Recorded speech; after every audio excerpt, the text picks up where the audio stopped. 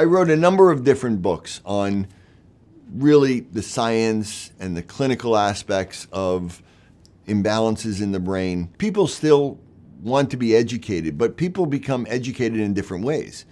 Sometimes a nonfiction book that goes through technical details is not the best way for someone to learn. Sometimes the best way to learn is through really a fiction type of book. So a couple of years ago, my brother and I got together. He has authored a number of different fiction, historical type fiction books. And so I had come up with a story years ago, really because my youngest son, didn't really like to read.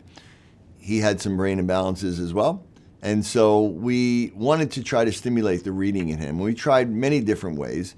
And I was writing a number of books, and he asked me one day, "Dad, what's it like to write a book?" And I said, "Well, you want to write a book someday?" He said, "I don't know, maybe." And I said, "Well, if you want to write a book, you really need to read books. And so why don't we do that? Why don't we write a book together? And so let's come up with a story." And he was very bright. I mean, he loved science. He loved to hear about different scientists and people. And he was into, science fiction, time travel, things like that. So he started working on this story. We did research together. We went online. We researched famous people like Einstein and Tesla, people that had also known historically had grown up with a disability or probably had their own brain imbalance, but obviously went on to do great things. I wanted this to be an inspirational book. I wanted children and older kids and adults to find their book in it. I wanted to put in a fiction kind of context all of the stories of all of the families I had ever worked with, as well as my own family's story. To be honest, I never thought that it would be published. I thought we would just keep it for our family. But, my brother heard the story and he said, "Oh my God, that story is amazing.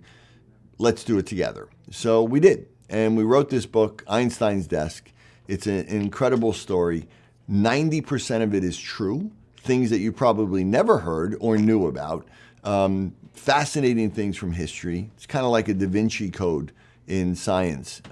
It has a lot of my brain science in that, but it also has a lot of really other types of science, physics, a lot of Einstein's work, Nikola Tesla. It has some evil people from history, things that you don't know about.